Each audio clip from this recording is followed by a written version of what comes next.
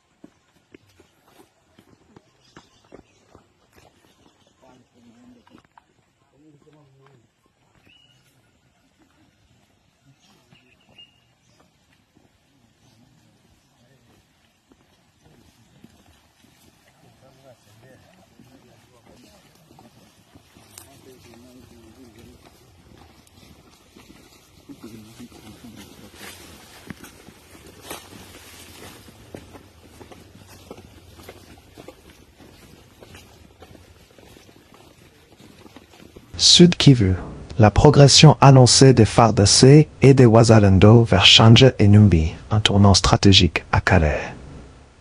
Bienvenue sur SkySD plus 243, votre chaîne d'information. Nous vous invitons à aimer, commenter et partager cette vidéo afin d'accroître sa visibilité et de permettre au plus grand nombre de suivre l'évolution de l'actualité en République démocratique du Congo et ailleurs. Les informations faisant état d'une progression des FARDC appuyées par les Wazalendo depuis Lumbishi, Kavumo, Chambombo, Igali et Kashovu en direction de Shanje et Numbi, si elles sont confirmées, pourraient marquer une évolution importante du rapport de force dans le territoire de Calais. Il convient toutefois de distinguer les informations provenant de sources locales des faits officiellement vérifiés. Dans ce conflit, le contrôle des localités peut changer rapidement et les annonces militaires des différents camps doivent être recoupées. Mais sur le plan politique et stratégique, l'axe Lumbishi-Shanje-Numbi mérite une attention particulière. Numbi, un objectif stratégique. Numbi n'est pas une simple localité. Sa position dans les hauts plateaux de Calais et son environnement minier lui donnent une importance particulière.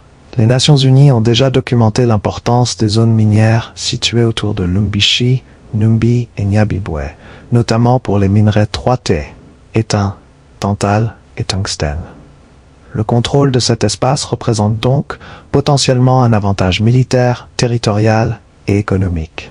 C'est pourquoi une progression des forces gouvernementales vers Numbi pourrait avoir une portée supérieure à la simple reprise de quelques villages. Il s'agirait de modifier l'équilibre territorial dans une zone stratégique du Sud Kivu. Lumbishi, Kavumo, Chambombo, une dynamique à confirmer. Selon les informations rapportées, les forces FARDC Wazalendo auraient récupéré plusieurs localités, notamment Lumbishi, Kavumo, Chambombo, Igali et Kashovu. Si cette progression est confirmée, elle pourrait témoigner d'une volonté de repousser les forces de la FCM 23 vers des positions plus septentrionales et de sécuriser progressivement les accès à Numbi. Mais l'expérience du conflit montre que reprendre une localité n'est pas la même chose que la contrôler durablement. Les affrontements dans Calais ont déjà provoqué d'importants déplacements de population. En mai 2026, le territoire de Calais avait enregistré environ 9702 ménages déplacés, dans un contexte marqué notamment par les affrontements entre l'AFC M23 et les forces gouvernementales et Ouazalendo. La véritable mesure d'un succès militaire sera donc la capacité à maintenir les positions reconquises et à permettre aux civils de retourner chez eux en sécurité. Semahanga et Bukumba. Les hauteurs comme clé du dispositif. L'affirmation selon laquelle deux collines, Semahanga et Bukumba, constitueraient des positions importantes avant une éventuelle progression vers Numbi Centre, mérite également d'être examinée sous l'angle militaire. Dans une zone montagneuse comme Calais, le contrôle des hauteurs peut jouer un rôle déterminant dans l'observation, la défense des axes et le déplacement des troupes.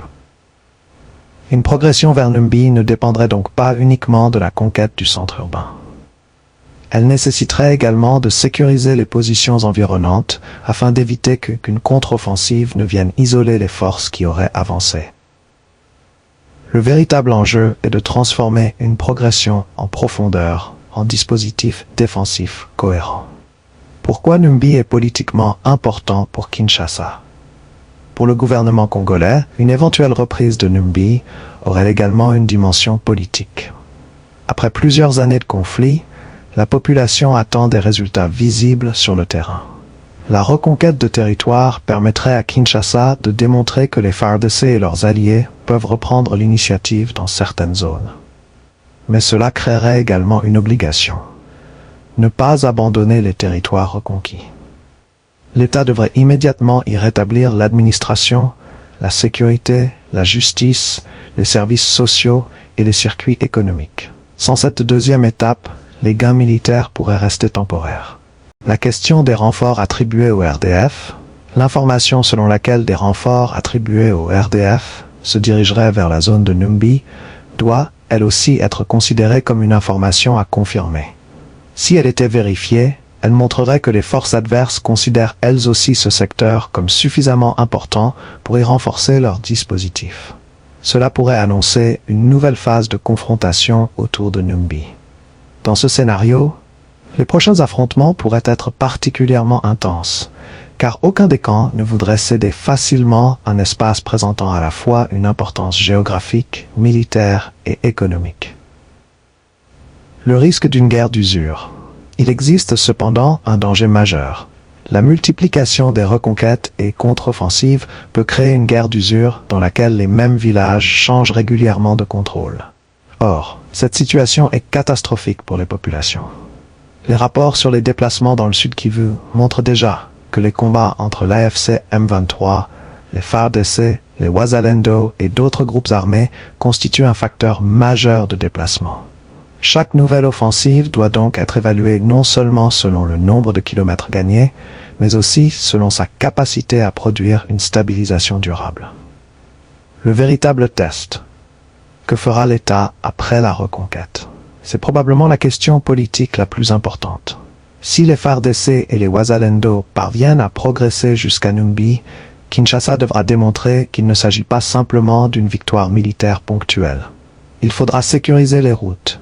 Il faudra empêcher les infiltrations. Il faudra protéger les civils. Il faudra rouvrir les marchés. Il faudra permettre aux déplacés de rentrer. Il faudra surtout empêcher que les ressources minières ne deviennent à nouveau une source de financement pour les groupes armés. Les Nations Unies ont déjà souligné l'importance des zones minières de Lumbishi, Numbi et Nyabibwe dans la dynamique économique du conflit. Une opportunité pour changer le rapport de force. Si la progression annoncée se confirme, Kinshasa pourrait disposer d'une opportunité stratégique. Mais cette opportunité exige une coordination beaucoup plus importante entre les FARDC, les Ouazalendo, les autorités civiles et les services de renseignement. Les Ouazalendo peuvent contribuer à la connaissance du terrain et à la défense locale, mais l'État doit rester au centre du dispositif.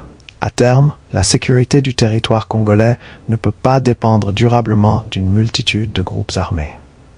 L'objectif doit être de transformer progressivement les forces locales mobilisées contre les groupes rebelles en une architecture sécuritaire placée sous l'autorité effective de l'État. Conclusion. Numbi pourrait devenir un test majeur pour Kinshasa. La progression annoncée de Lumbishi vers Shanje et Numbi ouvre potentiellement une nouvelle séquence dans le conflit du Sud Kivu. Si les informations sur la récupération de plusieurs localités sont confirmées, elles pourraient constituer un succès tactique important pour les FARDC et les Wazalendo. Mais le véritable enjeu ne sera pas simplement d'atteindre Numbi. Il sera de pouvoir y rester, de sécuriser les populations, de protéger les axes, de rétablir l'administration, de contrôler les ressources et surtout d'empêcher une nouvelle reconquête adverse. Car dans l'est de la RDC, la victoire militaire ne se mesure pas seulement au drapeau hissé sur une localité. Elle se mesure à la capacité de l'État à y garantir durablement la paix. Si Numbi devient effectivement le prochain objectif majeur, les prochaines semaines pourraient donc être déterminantes pour l'avenir du front de Calais et, plus largement, pour le rapport de force dans le Sud Kivu. C'en est terminé pour ce sujet.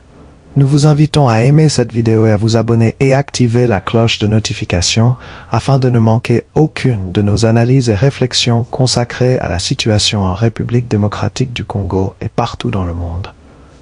Souvenons-nous qu'il ne faut jamais trahir, car nous n'avons qu'un seul pays. Nous vous remercions, avec un profond sens du patriotisme, pour votre attention.